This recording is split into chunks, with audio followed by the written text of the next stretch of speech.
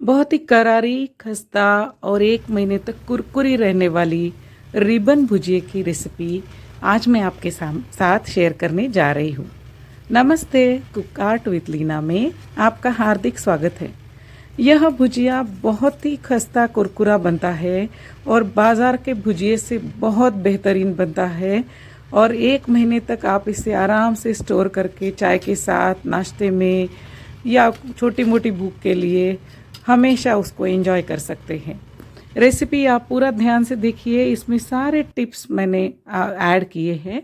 इसके लिए हमें चाहिए ताज़ा चावल का आटा, जो कि मैंने रेडीमेड पैकेट का लिया है। आप ध्यान रखें कि आपको महीन चावल का आटा लेना है। अगर आटा महीन नहीं है तो आप उसे छलनी से छान लीजिए। अगर आटा महीन नहीं है तो आपका भुजिया जो है वो टूटा टूटा टुकड़ों में गिरता है, इसीलिए आटे का फाइन होना बहुत ज़रूरी है। यह मैंने 4 कटोरी चावल का ताज़ा आटा जो रेडीमेड पैकेट का लिया है। बहुत फाइन यह आटा है और 1 कटोरी लगभग मेरी 250 ग्राम की है। इसका मतलब 1 केजी मैंने चावल का आटा लिया है। 1 केजी चावल के आटे के लिए मैंने लगभग 300 ग्राम बेसन का आटा लिया है। बेसन यानी कि ग्राम फ्लोर का आटा लिया है। इसी प्रमाण से यह भुजिया बहुत कुरकुरा बनता है। मैं हमेशा यही प्रमाण लेती हूँ। इतने प्रमाण के लिए 1 टेबलस्पून आपको नमक चाहिए और 1 टीस्पून अजवाइन इस तरह से हाथों से मसल मसल के आपको डालना है। यह तो आपको पता ही होगा कि उसका स्वाद निखरता है मसलने से। हल्दी आपको लेनी है 1 टीस्पून। मैंने यह ज़्यादा प्रमाण लिया है, आप इसको कम ज़्यादा कर सकते हैं।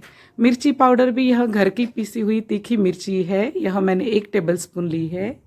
और धनिया जीरा पाउडर भी 1 टेबलस्पून, यह भी मैंने घर पे ही बनाया हुआ लिया है।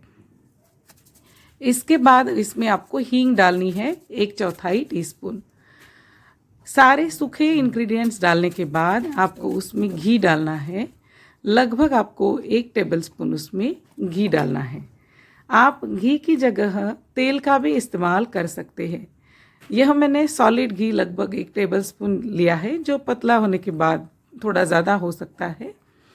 इससे ज़्यादा घी की इसमें ज़रूरत नहीं है और घी का बहुत अच्छा स्वाद इसमें आता है, इसलिए आप घी का इस्तेमाल इतना सा ज़रूर कीजिए।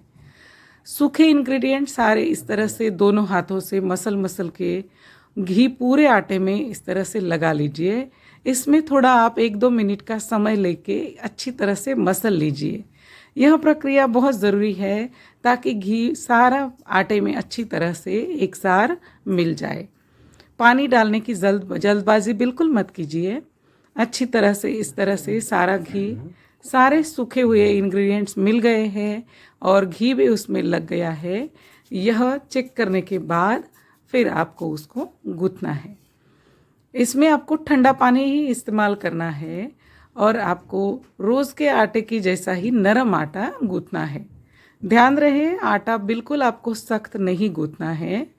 पकोड़े के आटे से थोड़ा सख्त आपको लेना है ताकि वह साँचे में से अच्छी तरह से आसानी से गिर जाए।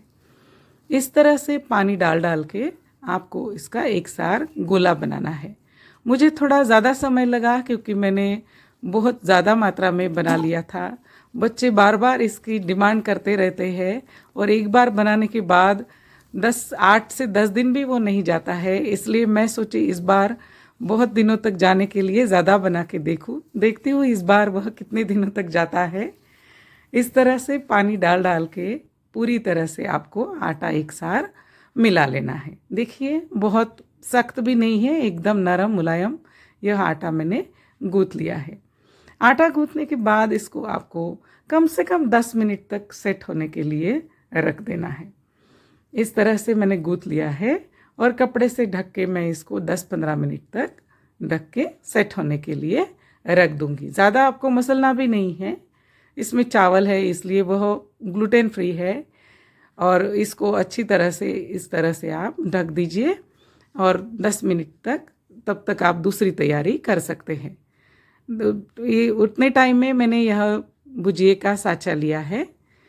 यह जल्दी बनने वाला है, आपके पास जो भी साँचा है वह आप इस्तेमाल कर सकते हैं। और इसमें जो प्लेट है मैंने चपटे रिबन भुजिए की प्लेट रखी है। हमारे घर में यही टेक्सचर ये भुजिए का अच्छा लगता है। आप चाहिए तो गोल भी मीडियम साइज़ के बना सकते हैं। इस तरह से एक पोर्शन लेके इसका लंबा लंबा गोला बना के भुजिए में आपको भरना है। उसके पहले भुजिए के मोल्ड को आपको तेल लगा लेना है ताकि आटा उसमें हर बार चिपके ना। इस तरह से एक ही बार आपको शुरू में उसमें तेल लगा के आटा भर के तैयार करके रख देना है। एक तरफ मैंने कढ़ाई में तेल भी चढ़ा लिया है। लगभग आधे लीटर से ज़्यादा तेल मैंने डाला है बीच में, और मुझे उसमें ऐड करना पड़ेगा क्योंकि मैंने जैसे बोला भुजिए की मात्रा मेरी ज़्यादा है। आप कम ज़्यादा तेल का भी इस्तेमाल ज़रूरत अनुसार कर सकते हैं। ज़्यादा ये उबला हुआ तेल सेहत के लिए अच्छा नहीं होता है, इसलिए कम से कम तेल बचे इसका मैं प्रयास करती हूँ। और वो कम से कम बचा हुआ तेल भी फिर सब्ज़ी में पहले तड़के में अच्छा तेल डाल के यह तेल ऊपर से डाल के फिर इस्तेमाल करती हूँ ताकि वह वेस्ट ना हो। फेंकने के संस्कार तो नहीं है खाने के अन्न को, इसलिए इस तरह से इस्तेमाल करती हूँ। इस तरह से भुजिया आपको प्रेस करके बनाते जाना है। वैसे बचे हुए तेल का इस्तेमाल आप किस तरह से करते हैं, कमेंट बॉक्स में मुझे ज़रूर आपके सुझाव दीजिए। इससे बेहतरीन तरीका आपके पास है क्या? वैसे अगर बहुत ही ज़्यादा तेल लाल हो गया है तो उसको मैं दीपक में इस्तेमाल करती हूँ, या जूते में, या कोई चमड़े की चीज़ों में लगाना है, या ऑयलिंग कोई चीज़ में करना है तो उसमें इस्तेमाल करती हूँ। इस तरह से देखिए आपको अलट पलट के अच्छी तरह से उसको सुनहरा होने तक फ्राई करना है। इसमें चावल का आटा है इसलिए बहुत लाल रंग इसका नहीं आएगा, फिर भी आपको लगभग 2 से 3 मिनट तक अच्छी तरह से भून लेना है। आपको उसका कुरकुरा आवाज़ अच्छी सी आएगी जब वो पूरा भून जाएगा, और तेल में जो बुलबुले उठते हैं वह भी कम हो जाएंगे। इस तरह से मैंने जालीनुमा थाली में, एक बड़ी थाली में जालीनुमा थाली रख के उसमें रखती हूँ ताकि ज़्यादा का एक्सेस ऑयल निथर जाए। हर एक स्टेज में कम से कम ऑयल उसमें एब्जॉर्ब हो, इसकी प्रिकॉशन तो हर गृहिणी लेती है, मैं भी लेती हूँ। इसीलिए मैंने जालीनुमा थाली में पहले डाल के फिर कागज़ पे उस पर पलटती हूँ। इस तरह से सारे भुजिए आपको बना लेने हैं। जैसे जैसे तेल कम हो जाता है फिर एक साँचे में 2-3 पोर्शन से ज़्यादा भी आप कर सकते हैं। हालांकि आपका कुकिंग टाइम उसमें बढ़ जाता है, लेकिन आपको उतना तो तेल बचाने के लिए करना ही पड़ेगा। इस तरह से देखिए एक पोर्शन मेरा जब तक ठंडा होगा तब तक दूसरा फ्राई हो रहा है, और तीसरा मैंने ऑलरेडी एक बड़े चौड़े उसमें छेद वाली उसमें निकाल के रख दिया है। बाम्बू की बास्केट में पेपर बिछा के निकाल के रख दिया है। देखिए इस तरह से पूरा तेल उसमें निथर जाता है, जो बाद में आप फिर से कढ़ाई में डाल सकते हैं। इस तरह देखिए मैंने बहुत सारे पोर्शन बना लिए। बीच बीच में बच्चों ने उठा के खाए हैं वो अलग से, क्योंकि ताज़ा ताज़ा तलने के बाद जो खाने में मज़ा आता है, और एज अ मम्मी को जो खिलाने में मज़ा आता है उसके तो क्या कहने। उससे तो बचपन की यादें भी ताज़ा हो जाती है। हर त्यौहार में इतना तो अक्सर पहले बनता नहीं था, त्योहारों में या ख़ास मौक़ों पे ही बनता था, और मम्मी जब बनाती थी तब मम्मी के इर्द गिर्द हम लोग रहते थे, और तब कब एक बन जाए आखिरी वाला पोर्शन और तैयार होके कब मम्मी हमें बोले कि टेस्ट करोगे, तो हम लोग बस एकदम तैयार ही रहते थे। और उसका जो स्वाद होता था ना, क्या कहने, ज़िंदगी भर वो स्वाद और माँ की चेहरे की वो खुशी हमें याद आती है, और वही खुशी अपने बच्चों को खिलाते हुए हमें महसूस होती है। वीडियो देखने के लिए बहुत बहुत धन्यवाद।